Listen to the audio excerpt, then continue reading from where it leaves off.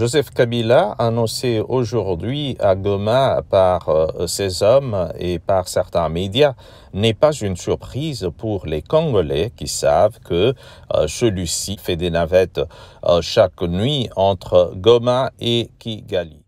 Joseph Kabila a foulé le sol de Kinshasa le 17 mai 1997 dans le même lot des Rwandais qui accompagnaient Laurent Désiré Kabila, qui avait signé un certain contrat avec Paul Kagame pour détrôner Mobutu Sese Seko, qui était en ce temps-là au pouvoir. James Kabarebe, sujet rwandais, est nommé par Laurent Désiré Kabila chef d'état-major de l'armée congolaise. Le pays est ainsi vendu au Rwanda.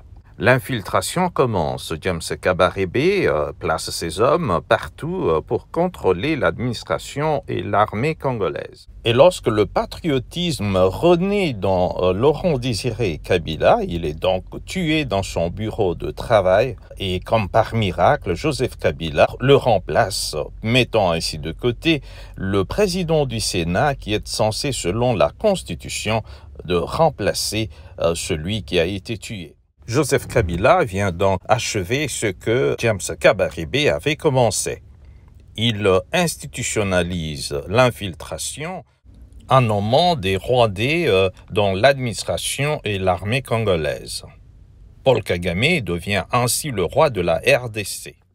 Et c'est donc cette armée dont la plupart d'officiers étaient des infiltrés qui obéissaient à son petit doigt, ce que Paul Kagame réclamait, dont Joseph Kabila parle et qu'il aurait laissé à la RDC. Une épine dans le pied de la RDC au fait. L'assassin revient toujours au lieu du crime. Et Joseph Kabila est retourné à Goma où tout a commencé. Bonjour chez vous.